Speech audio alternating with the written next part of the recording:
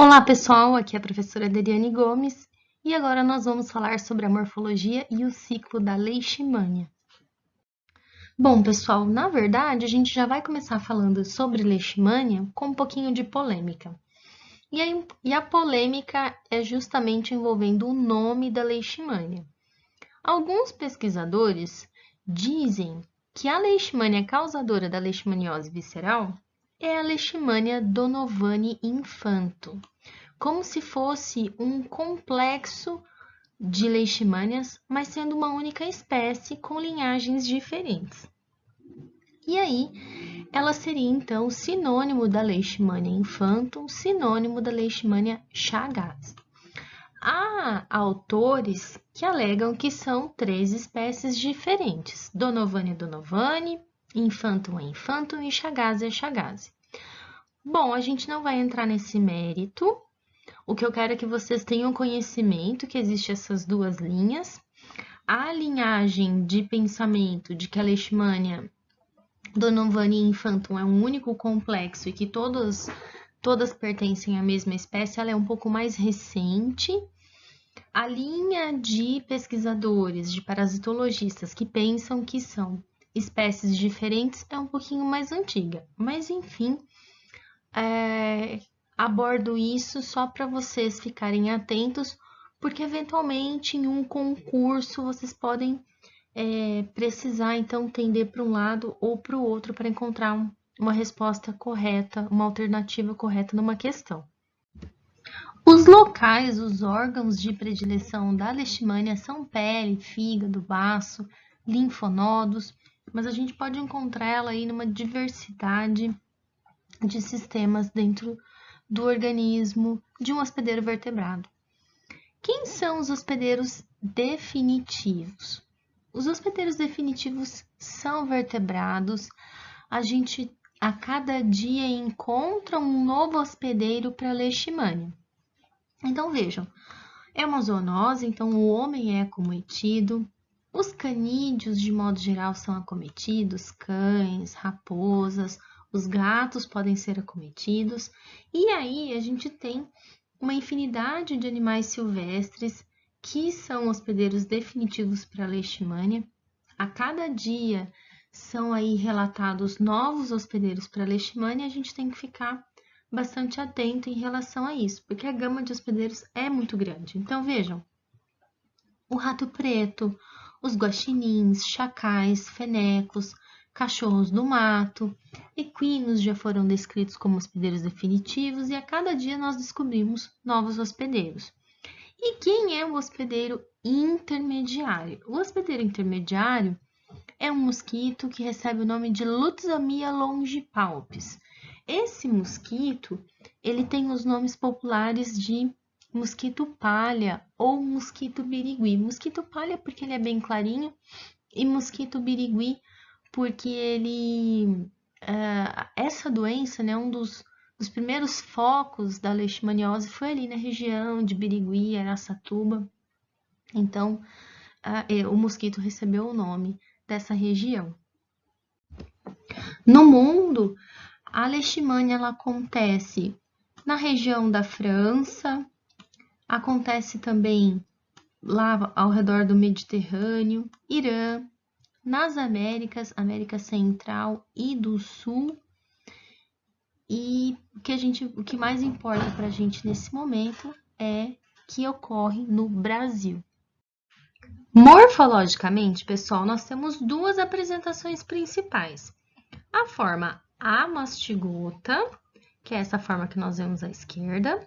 Na verdade, são essas formas aqui no interior do leucócito. E as formas promastigotas, que são essas formas flageladas que nós vemos à direita. A forma mastigota, a mastigota, ela é uma forma ovalada, ela não tem flagelo. Ela tem um núcleo central, como a gente pode ver, não necessariamente precisa estar central, mas ela tem um único núcleo. A gente pode encontrar alguns vacúolos e a gente ainda consegue observar um cinetoplasto em algumas delas, que tem um formatinho de bastão. Nessa imagem a gente não consegue ver muito bem.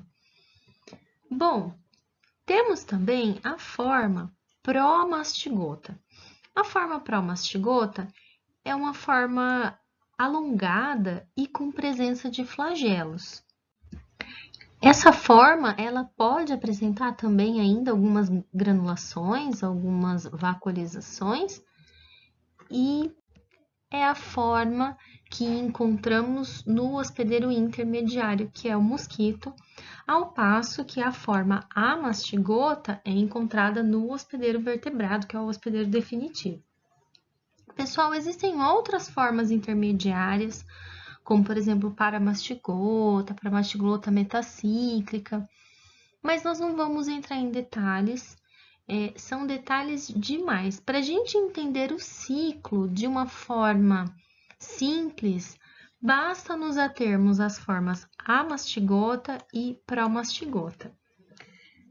Aquelas diferentes espécies ou linhagens que eu apresentei para vocês, elas podem também ter umas variações bem discretas em relação ao ciclo de uma ou de outra. Então, a gente vai ver um ciclo padrão que vai servir aí para todas, sem esses detalhes que podem ocorrer em uma ou outra, tá bom? Então, novamente, nós vemos aqui o esquema das duas leishmanias, a forma amastigota, que é encontrada no mamífero, e a forma promastigota, que é encontrada no mosquito. Então, é uma forma alongada, como se fosse uma bananinha, e que apresenta aí um flagelo. Aqui nós temos algumas lâminas, e nessas lâminas nós conseguimos ver aí as formas amastigotas, inúmeras formas amastigotas, distribuídas. Então, aqui a gente tem as formas amastigotas dentro de um macrófago, a gente observa elas distribuídas pela lâmina. Como que funciona o ciclo biológico da leishmania? Funciona da seguinte forma. Então, inicialmente, o mosquito vem e inocula a forma pró-mastigota no hospedeiro definitivo. Então, pode ser o cão, pode ser o homem, pode ser o gato. Ele inocula essa forma enquanto ele está fazendo seu repasto sanguíneo. Em seguida, essa forma, ela vai invadir um macrófago e dentro desse macrófago, ela se transforma em amastigota. Então, a gente até recebe a inoculação da promastigota, mas imediatamente, de prontidão, essa forma, ela invade um macrófago e aí ela se transforma em amastigota. Uma vez então que ela se transformou em amastigota, ela se replica dentro de um vacúolo parasitóforo formado então dentro da nossa célula, e chega um momento então que ela rompe esse vacúolo e inúmeras formas amastigotas são liberadas na circulação.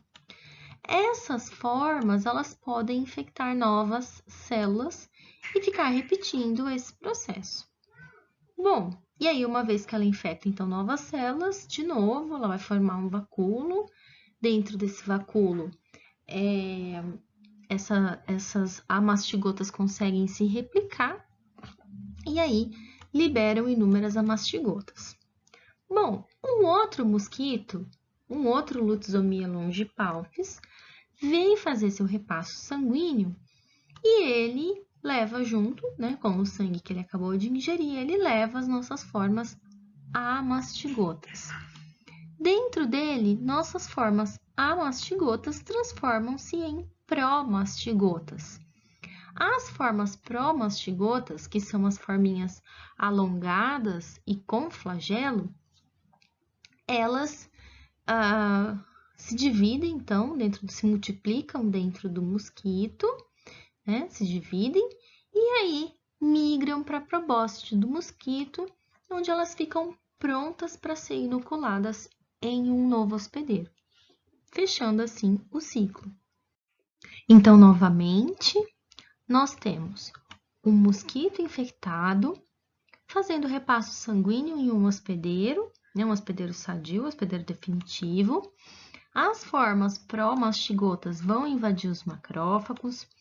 Dentro desses macrófagos, elas vão se diferenciar em amastigotas e vão se multiplicar ao ponto de romper esse macrófago e liberar essas formas amastigotas na circulação. O legal desse ciclo é que ele mostra bem que essa etapa pode ser repetida. Então, esses amastigotas que surgiram a partir dessa reprodução, eles podem infectar novos macrófagos ou eles podem, esses macrófagos podem ser ingeridos por um outro mosquito, um outro Lutzomia longipalpis que esteja saudável.